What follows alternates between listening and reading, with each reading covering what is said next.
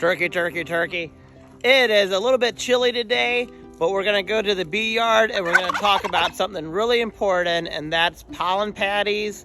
If you should use them, when you should use them, why you should use them, how you should use them. So let's head to the bee yard.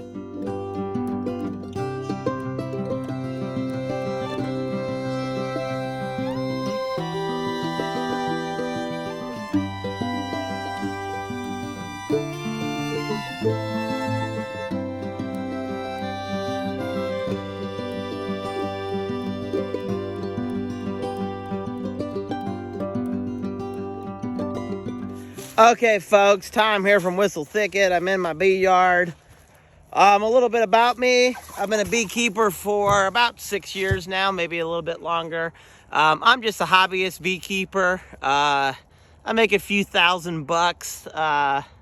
At least last year I did a few thousand, bucks selling honey and candles and some other beeswax products. I even sold a hive of bees last year.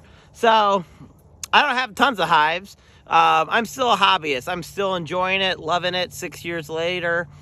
And every year I try to do a little bit more. I try to become a better beekeeper. That's the worst kind of beekeeper, is a beekeeper that doesn't try to become better. There's lots of folks out there that think they know it all. You don't. Nobody knows everything about beekeeping. We're all figuring it out. I like to say beekeeping is part science, part art, and a lot of luck even. But if you can do things right, you can help give your bees the greatest chance of success, okay? So I live in North Carolina, about 3,000 feet in the mountains. Even though I live in North Carolina, my beekeeping is probably more similar to someone living in like Pennsylvania or something like that because of the elevation. It's the end of January, and where I'm at, the first trees to bloom, to flower, are willow and maple. I have a decent amount of willow, a decent amount of maple around, so that's the first source of pollen and nectar for my bees. So that's really important, is knowing when your first flowers normally bloom in order to use your pollen patties or not. Okay, folks, so like I said, the nitty-gritty of this video is talking about pollen patties, how to use them, when to use them, why to use them, should you use them, the dangers of using pollen patties. So I'm going to try to cover that to help people out. So I've used pollen patties in the past. I haven't used them for a year or so, a season or so, but I'm using them this year. So first of all, let's talk about what a pollen patty is. It's a pollen substitute. Sometimes there's real pollen mixed in, but not always. Sometimes it's egg yolk. Lemon is sometimes put in there, sometimes sugar. There's usually some real pollen, but sometimes there's just pollen substitute. So if you're buying pollen patty from a website or maybe a local beekeeping store, there's actually a beekeeping store about a half an hour or so from me that I frequent to get a lot of my supplies, try to support this local business. So you want to ask, wherever you're getting your pollen patty from, you want to figure out what are the ingredients, see if that's something you want to use or not. So let's talk about pollen, right? Bees need honey, right? They need nectar to make honey, they need water, they need to make propolis, and they need pollen. Pollen is the protein source for bees, but the protein source is really used for raising larvae, okay? So larvae are the main consumers of pollen that's been used by the adult bees to make royal jelly. So as adults, bees mainly eat honey, but as larvae, they eat royal jelly and pollen, and they need that pollen to make royal jelly. So a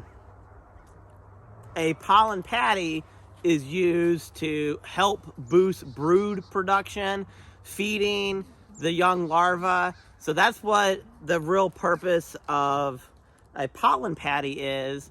It provides a protein source for your bees, and it helps get your young bees fed, and that ensures that you have hopefully a healthy hive that's going to last through the spring, the summer, the fall, the winter, and keep on going. So this is important though. When should you use a pollen patty? You don't really want to use them, though some people do use them in the winter as a little boost. But you want to use them when your queen is just about to start laying brood, right? So where I live, our queens stop laying maybe around Thanksgiving, sometimes December. Sometimes they don't lay in January. Unless it's really warm, they may start laying. But if you're further north, there's usually a dormant period that's a definite solid 3 months, 4 months sometimes that your queen's not laying. So you want to use this pollen substitute about 20-25 days before your first nectar flow, okay? So you need to figure that out. Where I live, that's about the middle of February, towards the end of February. If you're further north, that may be March, that may be April. So there are some dangers with using pollen patties at the wrong time, some potential dangers. If you boost the brood production too soon, and there's not going to be a pollen and a nectar source, let's say you use this in December and there's no natural pollen source out there, what could potentially happen, your brood could go way up, it gets cold again, your bees are actually going to abandon that brood, because if you're a bee, you're thinking about your survival, right? So if you have to abandon that brood and cluster, then all of that work that your hive has done is lost. So that could actually lead to a collapse in your brood production. So you don't want to use these too early. You want these pollen patties to start a little bit sooner than your first pollen source is available, so that it gives them a little bit of a boost. So when the natural sources come in, you already have a nice boost for your hive, and hopefully your bees can transition to those natural sources, okay? Another potential problem with pollen patties is you could boost your hive so much that you could have swarming problems. So it isn't like there's no risk involved with pollen patties.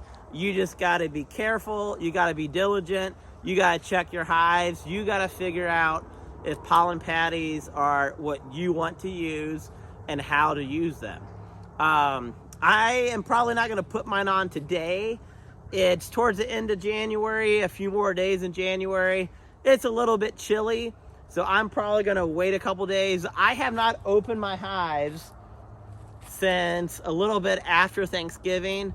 Now, I do open the outer cover and the inner cover.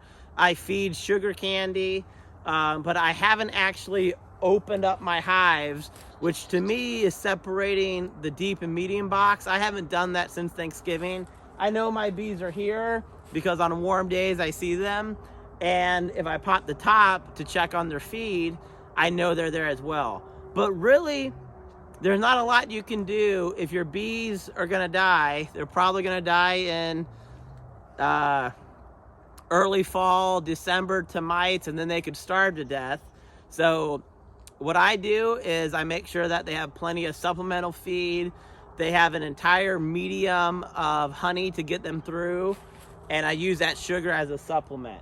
So again, if you think pollen patties are something you want to use, just weigh the cost, weigh the benefits, and just be prepared that your hive is hopefully going to expand. It's going to be boosted. It's going to start out stronger than it would without the pollen patty, but you got to watch out for swarming, and you don't want to use these too soon.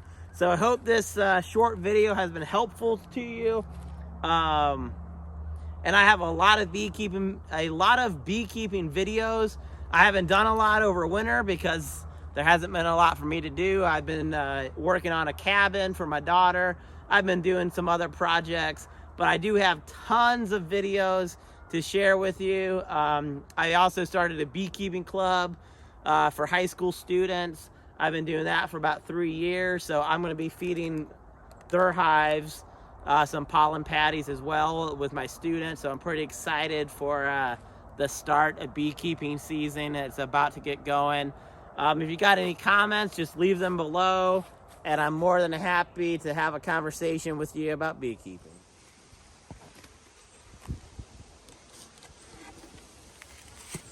Dun dun dun, looking good, baby.